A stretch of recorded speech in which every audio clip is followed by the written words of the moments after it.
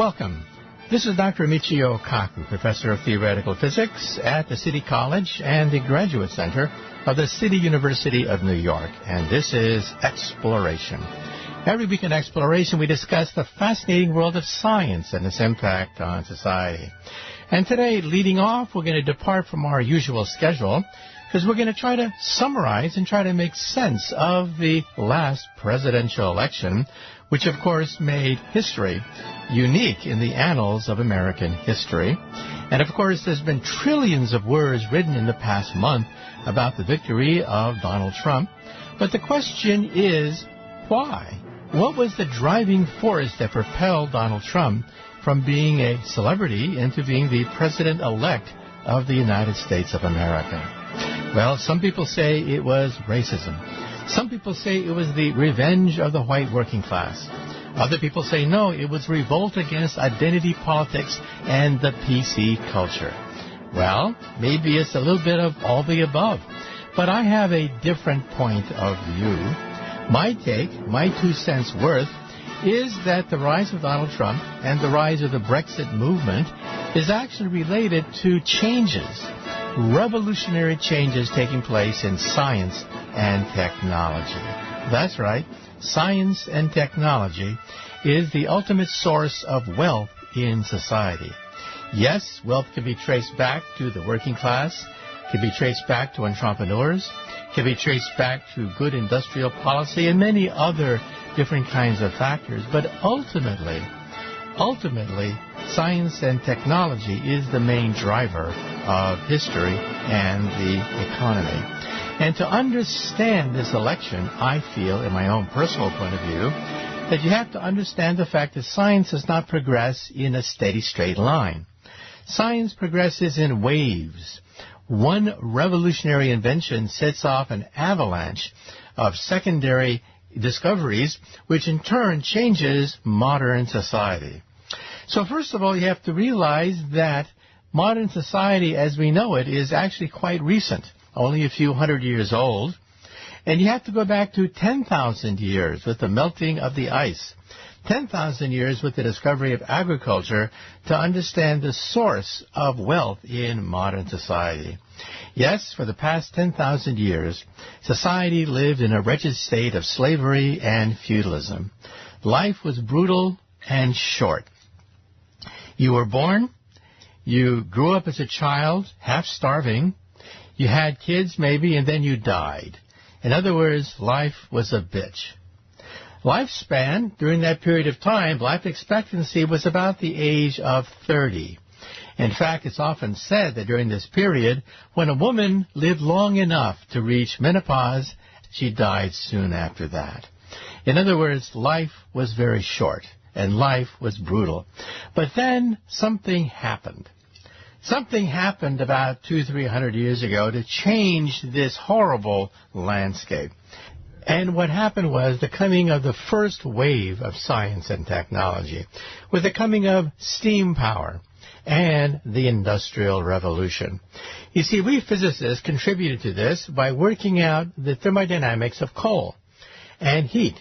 We were able to calculate with mathematical accuracy the amount of energy you could extract from a lump of coal. And then, in turn, you could create locomotives. You could create steam factories. You could create the Industrial Revolution. And all of a sudden, wealth on a scale never seen before in the history of human race was created with the coming of steam power and especially the locomotive. However, this, of course, had many repercussions. This created a bubble. There was so much speculation in railroad stocks on the London Stock Exchange that it created a huge bubble, the bubble the likes of which had never been seen before in the annals of this young institution called capitalism. And the bubble was unsustainable. The bubble emerged in railroad stock. There were about 200 railroad companies registered on the London Stock Exchange, and it was unsustainable. The bubble popped in 1850, creating the first great crisis of capitalism. The crisis was so severe that it created a backlash a backlash in the form of Marxism. So Marxism, in turn, can be viewed historically and scientifically as a revolt against the excesses of capitalism during the first great revolution of science, the coming of steam power. We should also point out that this revolutionized society. The working class was created as a byproduct of this great industrial revolution. In fact, if you watch Downton Abbey on PBS television, you have to ask yourself a simple question. What happened to the great manors and the great mansions of old? What happened to them? These mansions employ perhaps 100 servants serving the very privileged aristocracy, but what happened? If you read between the lines and listen very carefully to Downton Abbey, you can see that what happened was the coming of the Industrial Revolution. All of a sudden, a farmer, a peasant, didn't have to be a peasant or work on the manor's estate. You could be a worker and work on the railroads. You could work in a factory. You didn't have to have slave wages working for the master in an aristocratic manner. No, you could work in a factory. And so with the rise of steam power came the rise of the working class. Peasants, farmers rushed to the cities to become industrial workers. And then we had the second great revolution in science and technology, and that's the coming of electricity, magnetism, and the internal combustion engine. Yes, we physicists were able to work out Maxwell's equations, which govern electricity and magnetism, and also perfect a new source of energy.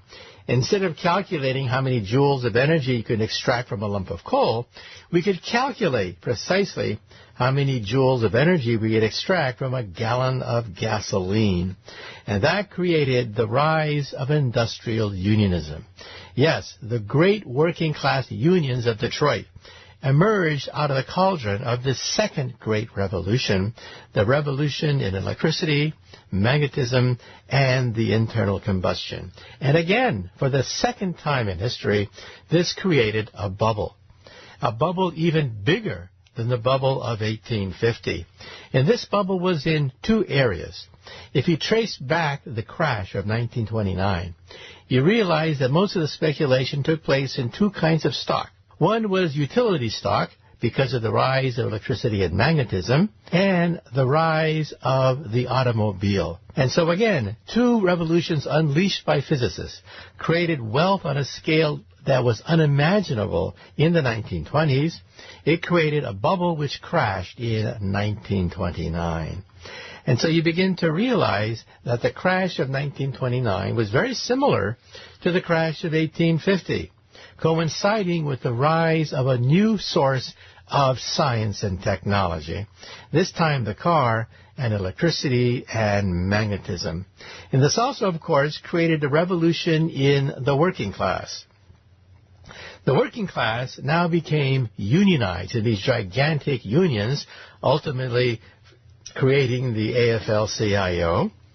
And it also changed the political scene of the United States for many generations. This was the rise of the Roosevelt Coalition. The Roosevelt Coalition cobbled together three main factors of American society after 1929. First of all, you had the white industrial unionized worker, the bedrock of the Roosevelt Coalition. Then you had African Americans, and then you had urban workers and intellectuals. A combination of these three legs created the Roosevelt Coalition, which in turn dominated American politics until recently. And so we see that the rise of the second great revolution created not just the industrial working class, it created the industrial unions and the Roosevelt Coalition. Then we have the third wave of science and technology. And the third wave was initiated again by physicists who created the transistor and the laser. The transistor made possible the computer and all the labor-saving devices and the internet. And the laser, of course, is found everywhere, from the supermarket all the way to satellites and to lasers. And this created good and bad changes in society. First of all, the third wave made possible globalization. Because the Internet reduced the distances between societies, it meant that technology could spread rapidly at the speed of light. I remember when I was a grad student, and if you were a poor student in India subscribing to a physics journal, you had to wait months for the journal to arrive, if it arrived at all. And that, of course, impeded scientific progress and industrialization. Now we see that China is basically industrializing in one generation. This had never happened before in the history of the human race. The rapid rise of industrialization, in part due to globalization and the coming of the Internet. This also made possible the education of the people of the world because of the Internet. The high-tech revolution made possible the Internet and the democratization of knowledge.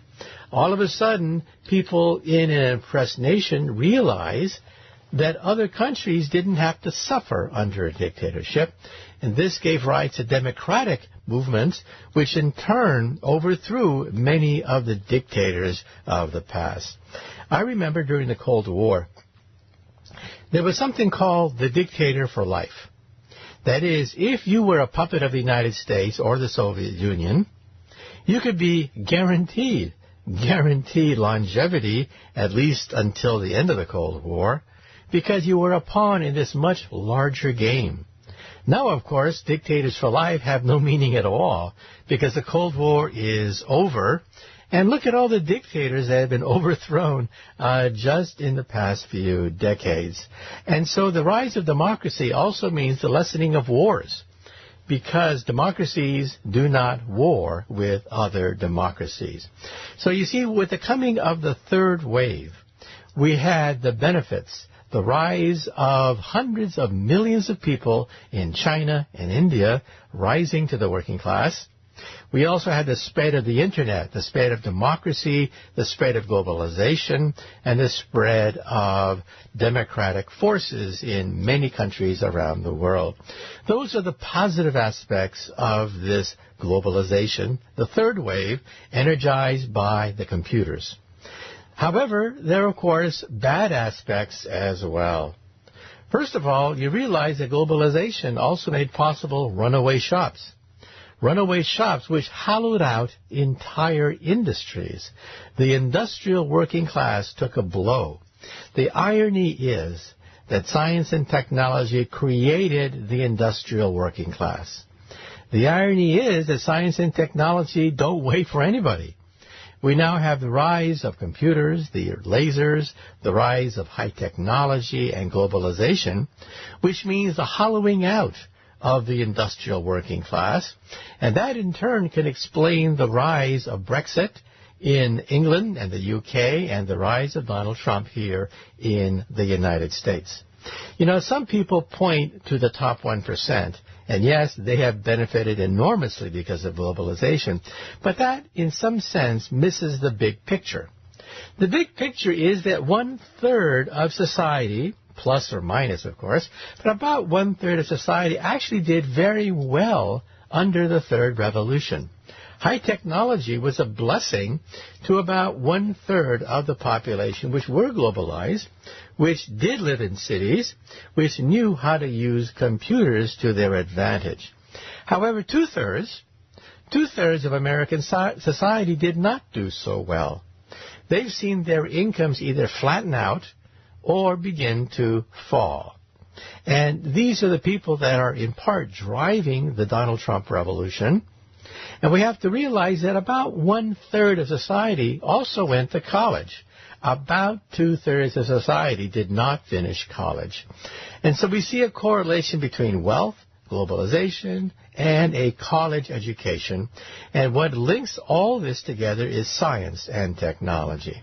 If you know science and technology, you could begin to take advantage of your college education to reap the riches of urban society because you are globalized. Your income is no longer just a question of a local market. Your income now comes from the entire planet Earth. And so globalization has created winners and losers. Now, of course, this is not new. Look at the blacksmith. We no longer have blacksmiths. We no longer have wagon makers. But we don't mourn the fact that we no longer have blacksmiths and wagon makers because we have the automobile and automobile workers with the rise of the industrial unionized working class. But as I said before, science and technology don't wait for anyone. We're now in the third wave of science and technology, and the other downside is that it created a bubble just like the one of 1850, the bubble just like the one of 1929. The bubble was created in 2008, and this time it did not go into railroad stock. It did not go into utility stock and automobile stock. It went into real estate speculation. All this excess capital, the riches created by the high-tech revolution, energized the bubble of 2008. And when it crashed, it wiped out trillions of dollars in wealth. Now, the point here is that you cannot really understand American politics without understanding the waves of technology and science. The first wave, the steam power wave, created the industrial worker. The second wave, that is electricity and magnetism and the car, created the unionized industrial worker. However, the third wave is creating a large service sector, which doesn't pay as much as unionized industrial work, and it is creating a loss of jobs felt in Europe, felt in the United States, and that in turn, in part, explains the rise of Brexit and the rise of Donald Trump. Now, if this thesis that I'm laying out is correct, if it's correct, it means you can also predict the future. Because science and technology are not random. We can see the beginnings of a fourth wave in the creation of wealth in society. And the fourth wave is going to be a combination of artificial intelligence, nanotechnology, and biotechnology. We're just beginning to see the beginnings of the emergence of the fourth wave. And so this, of course, is going to have enormous repercussions for the job market. Because if you train workers to be in jobs that are going to be obsolete, that, of course, is a total waste of time. For example, if you read my book, Physics of the Future, it gives a detailed analysis of what jobs will flourish and what jobs will disintegrate in the future. The big loser in the fourth wave is repetitive workers.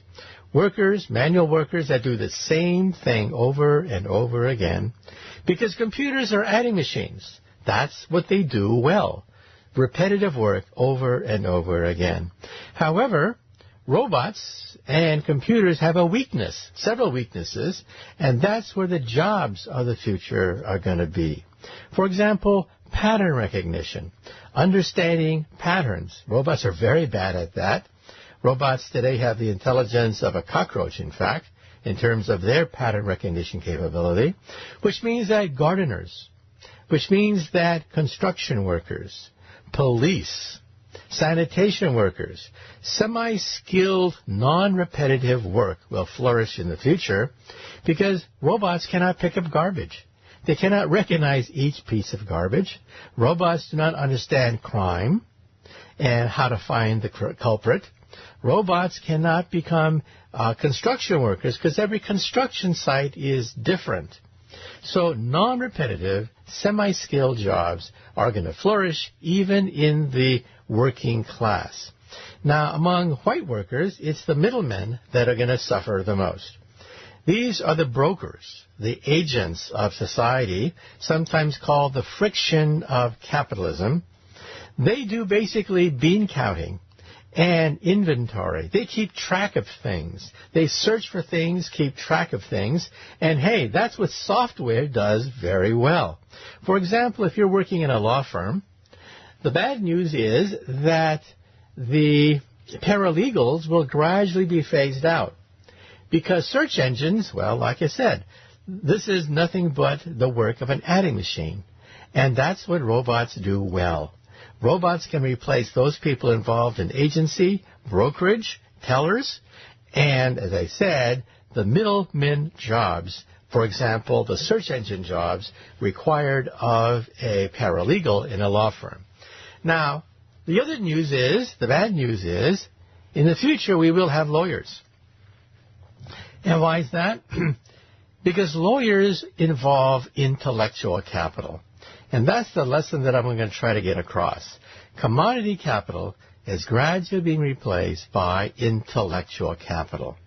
Tony Blair of England, former Prime Minister, liked to say that England derives more revenue from rock and roll than the coal mining industry. You see, coal is a commodity. Its price drops over a period of time. It fluctuates, of course, but it drops on average over a long period of time.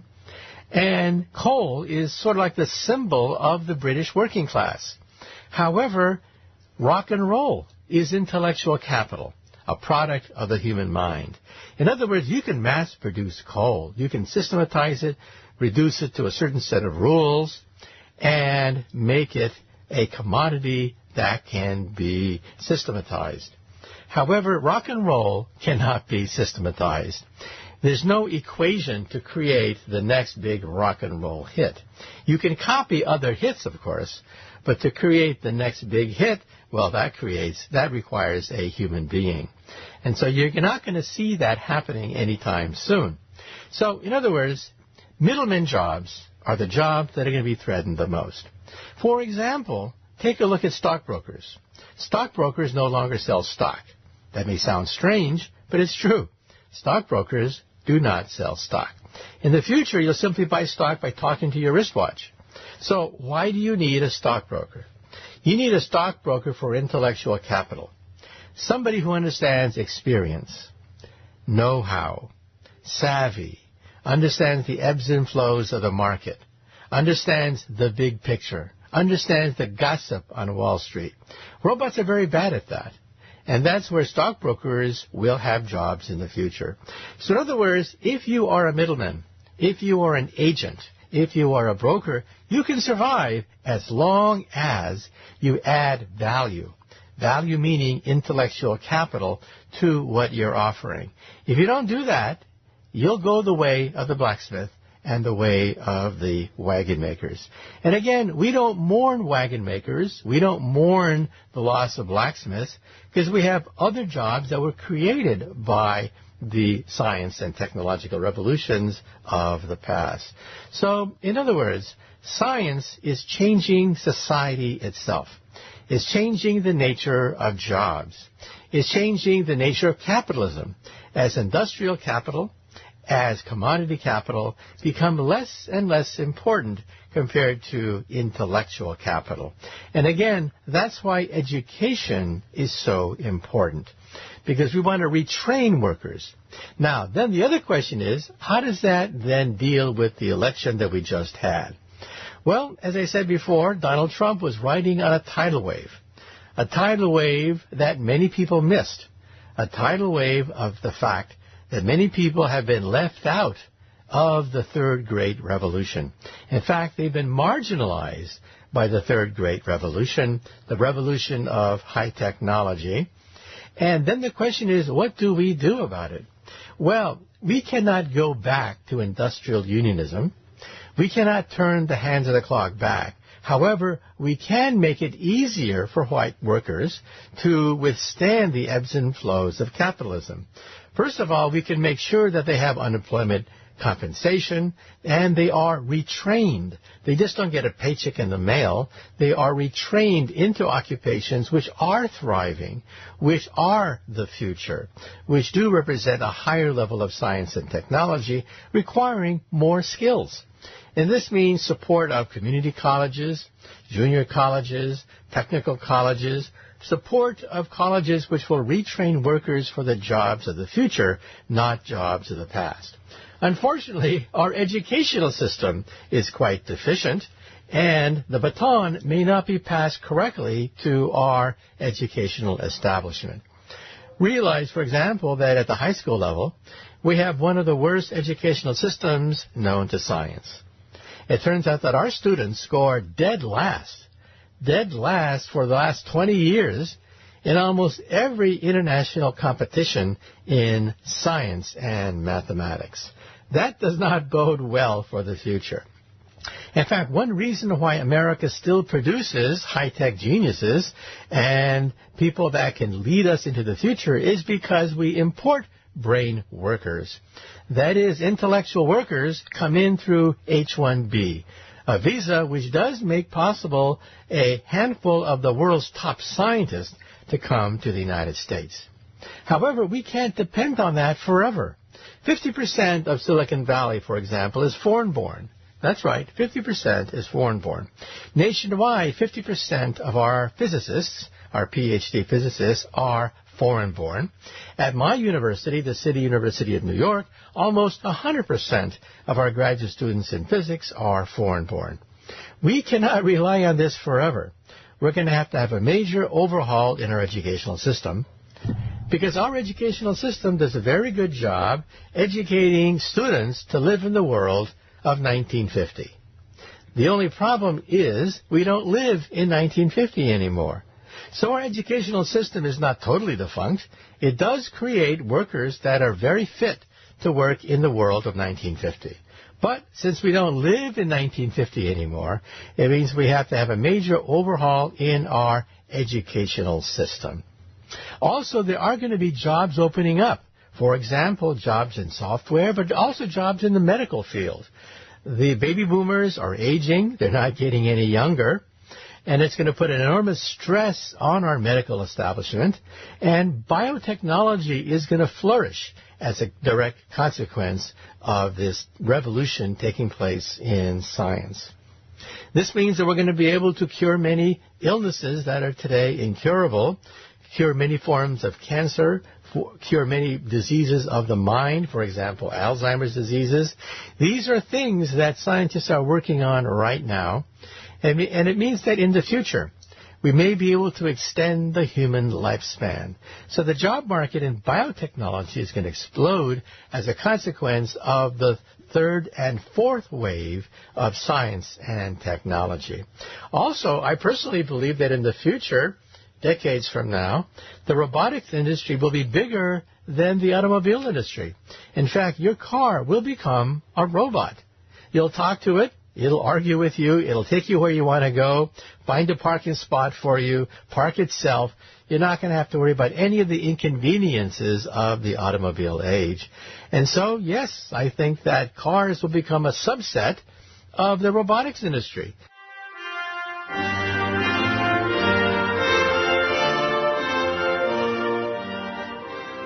Well, that concludes the first part of Exploration. Once again, this is Dr. Michio Kaku, Professor of Theoretical Physics at the City College of New York.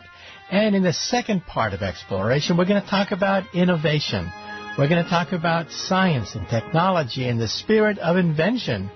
And who else than Thomas Edison as the symbol of innovation and ingenuity and scientific genius. We're going to bring on Randall Strauss, a biographer of Thomas Edison, talking about the spirit of scientific discovery.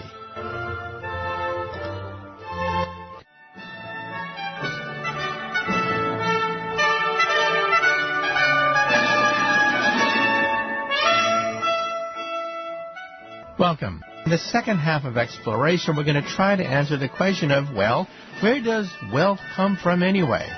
You know, I was watching the Republican and the Democratic debates on television, and of course the question constantly comes up, where does prosperity come from? Well, you have to realize, first of all, that politicians are former lawyers. And when you're a lawyer and you ask yourself, where does wealth come from? Well, the answer is obvious. You sue Peter to pay Paul. But you see, when you sue Peter to pay Paul, that's a zero-sum game. You take away from one group and you give it to another. Well, when a lawyer becomes a politician and you ask them where does wealth come from, they say, well, taxes.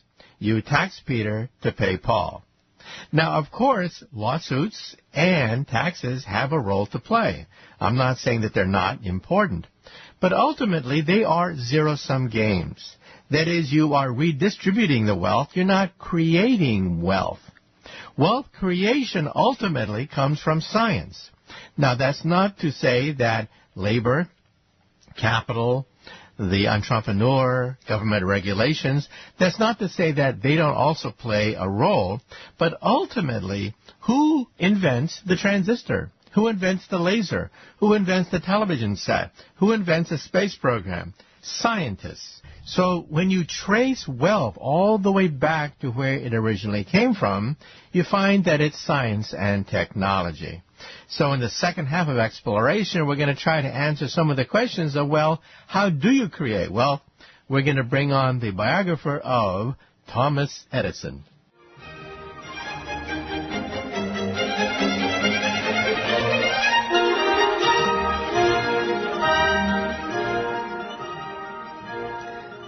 And now I'd like to introduce our special guest for today. He's Randall Strauss, a columnist for the New York Times, and he's written a delightful new book called The Wizard of Menlo Park, how Thomas Alva Edison invented the modern world. That's right, invented the modern world.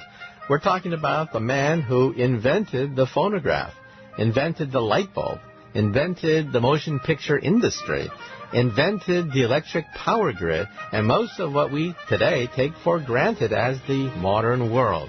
And the question is, what was the secret of his success? And if you are an entrepreneur, especially in Silicon Valley, what kinds of traits can you learn? What kind of tips can you learn by studying the life and the mistakes of the Wizard of Menlo Park? So once again, our special guest today is Randall Strauss. The book is called The Wizard of Menlo Park, and he's a columnist for the New York Times. The first question for you is, how did you get interested in writing a biography of this iconic figure, Thomas Edison? About 10 years ago, I wrote a biography of Steve Jobs. I was looking at Jobs' attempt to found a second company after Apple, and he was a big fan of Edison. And in the course of doing research for that book, I kept running into Edison's name, and then the book that followed that, which was about Bill Gates and Microsoft, again, I ran into Mr. Edison.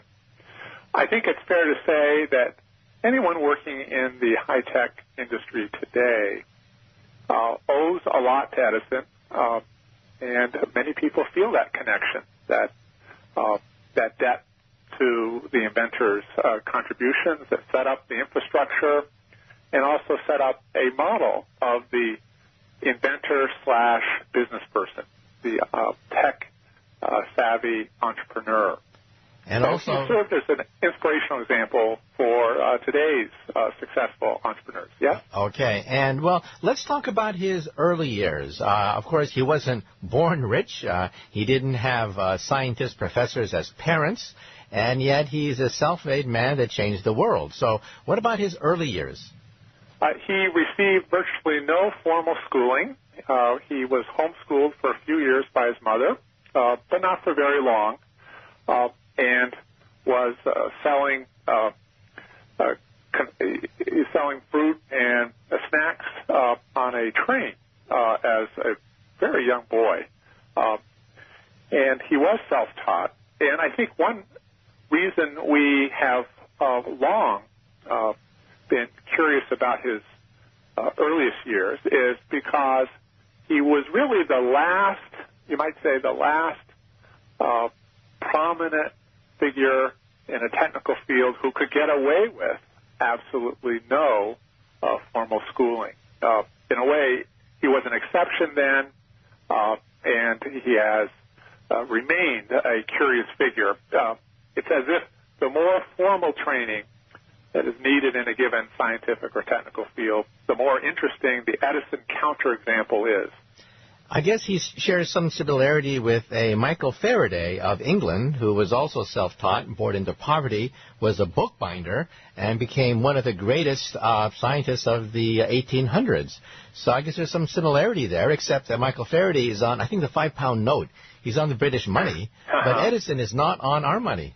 He is not. It's interesting. He had 6 children, and 2 of them went to MIT. One did not complete his degree, but his very youngest son, Theodore, did complete his degree and actually did some graduate work. And it's interesting, the contrast between the formal training that the father received compared with his youngest son. So in the course of 2 generations, we see a change, a very dramatic change in what is necessary for being educationally equipped to create new things. Okay, well, let's talk about his first great invention, which we take for granted, but if you could tell us a little bit about the shock that people felt when Edison invented the phonograph.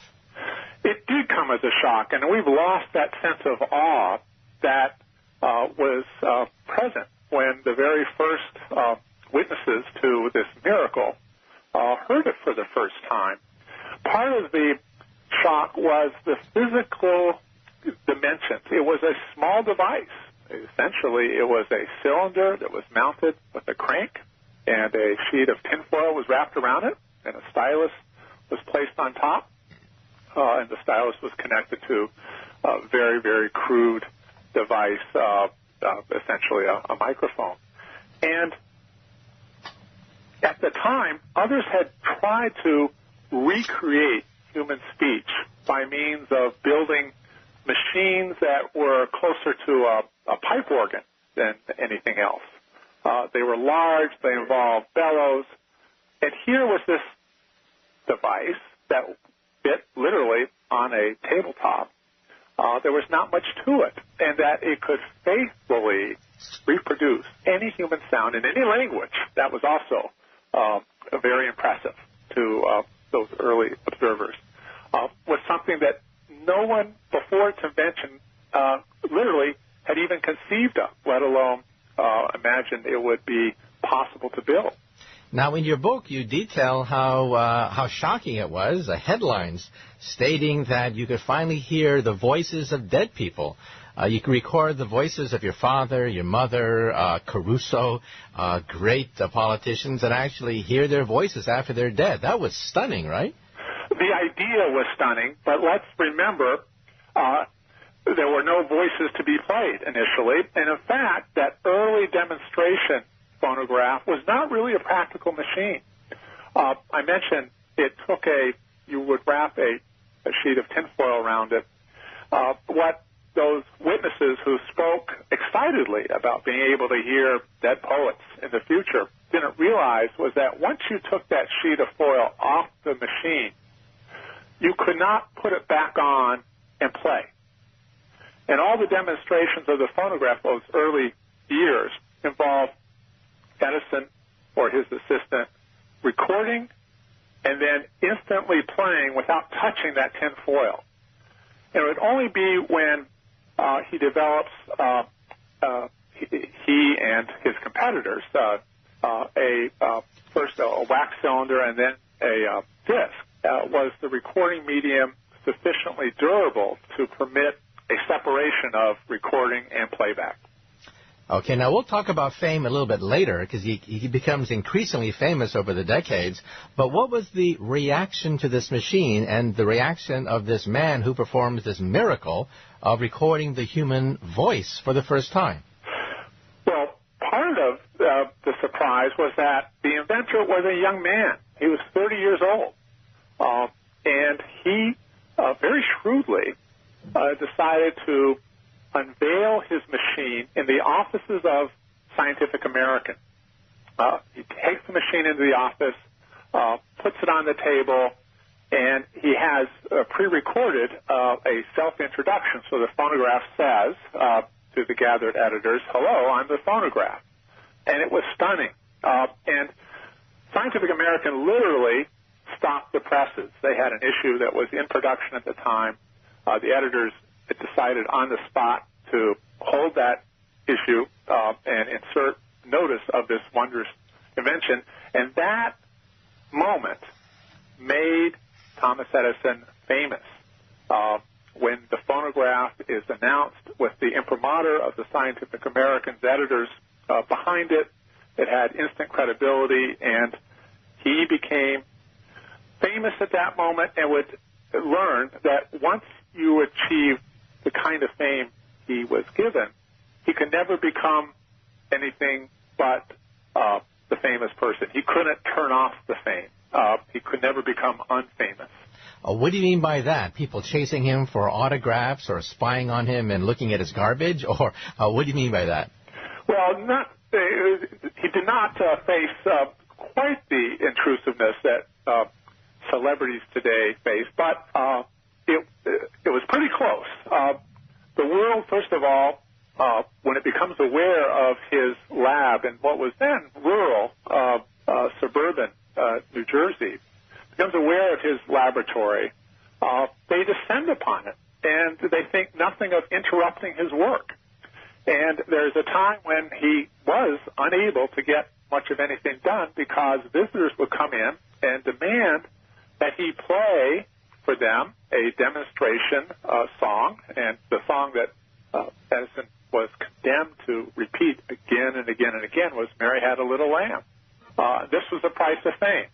Fame got him a contract with investors to establish a company that was going to commercialize the phonograph, but fame at the same time brought a torrent of visitors, a torrent of mail. The mail would include a category of requests that he termed begging letters. Strangers would write him saying, "I need money," something I think famous people today would recognize as a phenomenon that persists today. In fact, if you win the lottery, that's the first thing that happens, right? You get deluged by people who have their hands out.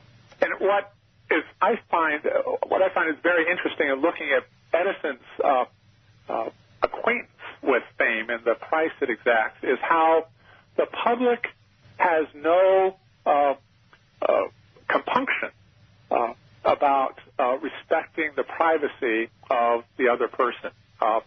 Just incredible demands are made upon Edison, and at first he doesn't realize how big a burden it's going to be for him, for his family, and his children are going to always live in his shadow. So they're going to pay a price too. Okay. Well, let's move on because Edison tops this. Not only is he now world-renowned, he goes on to invent the light bulb and the motion picture industry. So could you walk us through his succeeding inventions?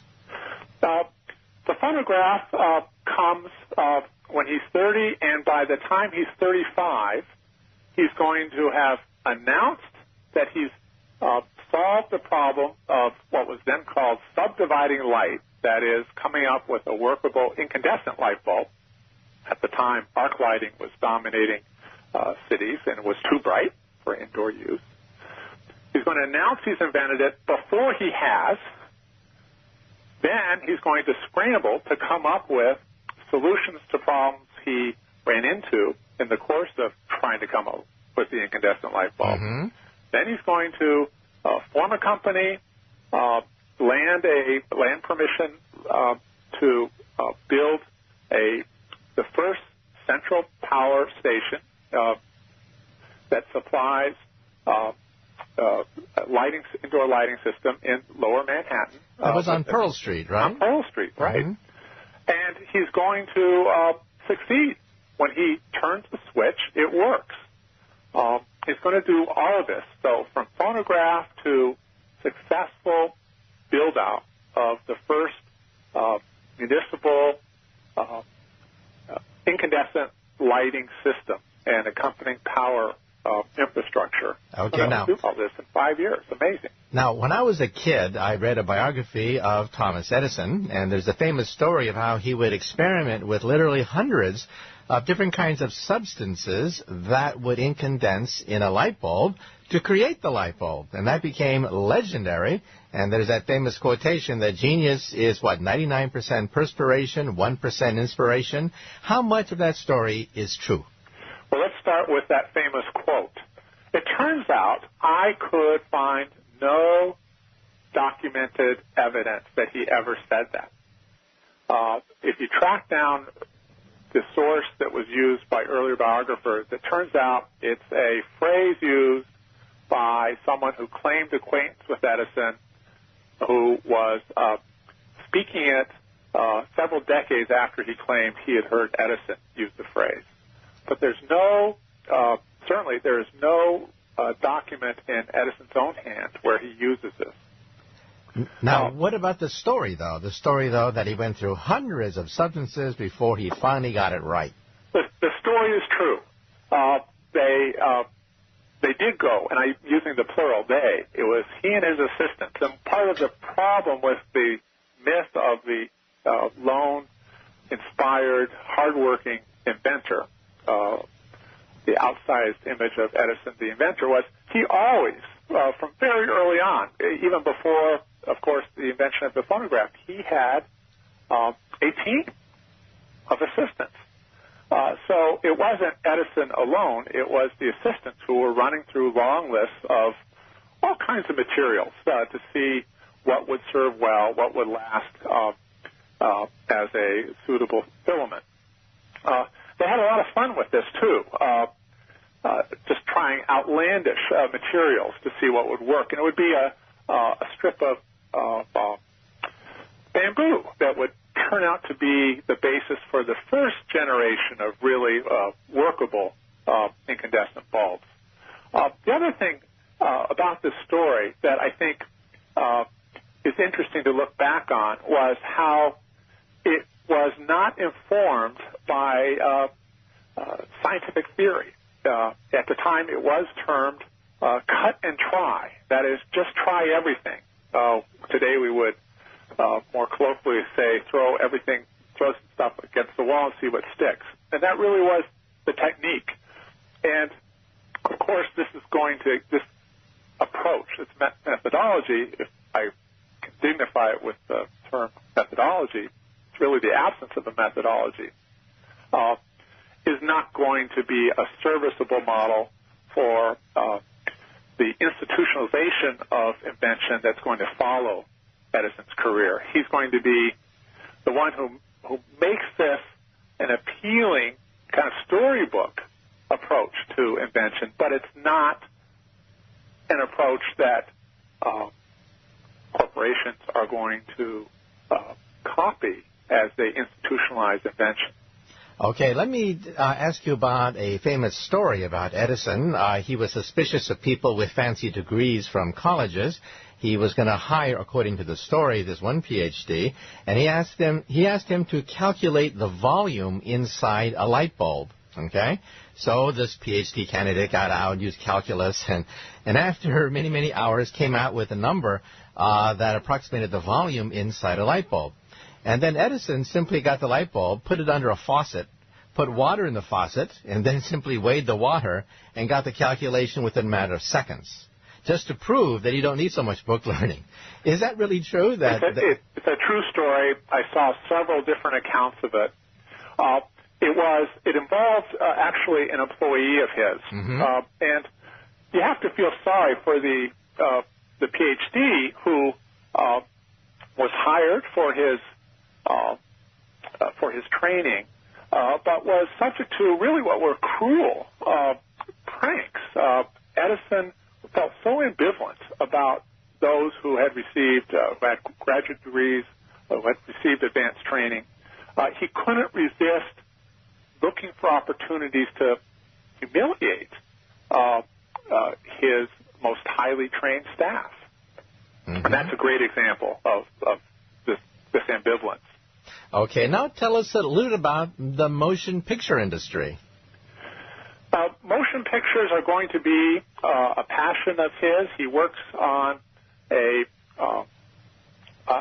camera that is going to advance the field. He's going to buy the rights to use a projecting system that really makes possible the ability of audiences to see motion pictures on a screen. He was not able to invent that himself, and he and his advisors were willing to acquire the technology and market it under his name. He understood that he had acquired a reputation that had commercial value, and just the association of his name made this technology viable. It was an incredibly competitive marketplace. There were a number of competing projection systems that were all jostling with one another. He was also involved in the production of movies. He had a movie studio, and under his name, a number of very important early movies, very short movies, were made until he did eventually leave the business. He, in movies as in recorded sound, enjoyed the privilege of making artistic decisions about what would get produced, what kind of movies, what kind of musicians would receive his support.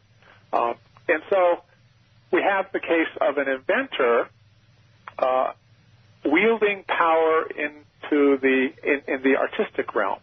And he enjoyed that role very much. Okay, let me ask you the key question then. What was the secret of his genius? Was it that he was born that way? Was it that he simply tried everything under the sun until he got it right? What was the secret of his genius that, of course, Silicon Valley entrepreneurs today try to emulate? He's certainly a serial entrepreneur, and he was very gifted with in a technical sense of being able to identify the crux of a technical problem, being able to guide his assistants in the search for a solution. And in our memory of the Edison legend, just as is the case today in Silicon Valley, we do remember the successes, and we are inclined to forget the failures.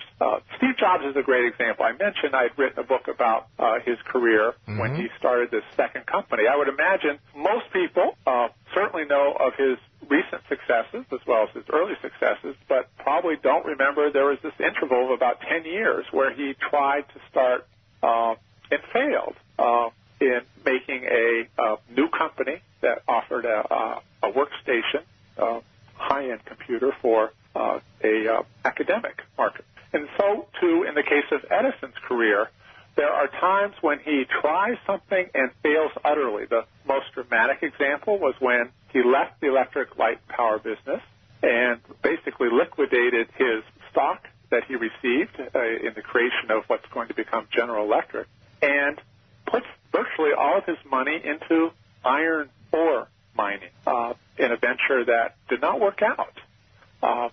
That's part of being a serial entrepreneur. You will succeed, but not always.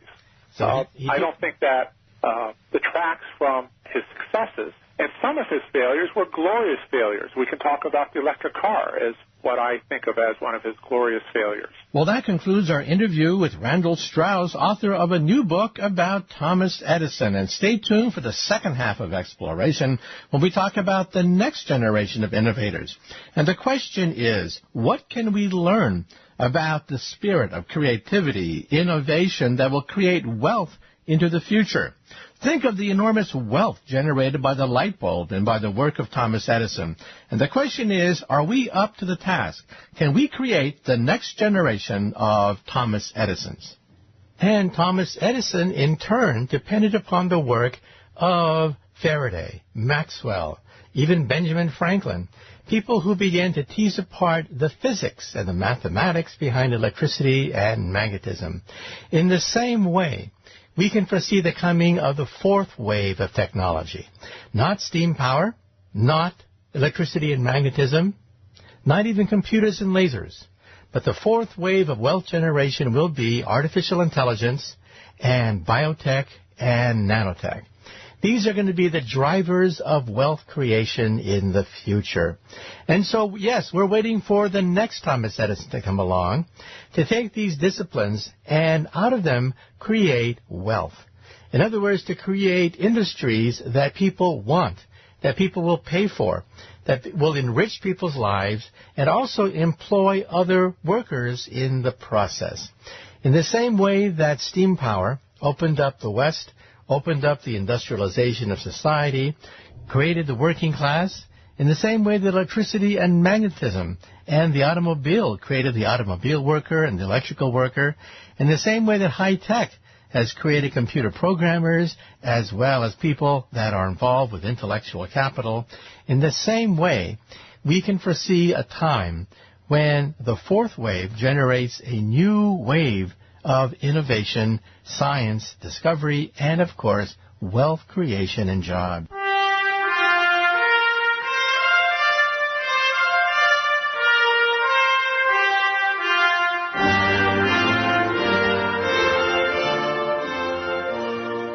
Well, I'm afraid our time is up for exploration. Good day.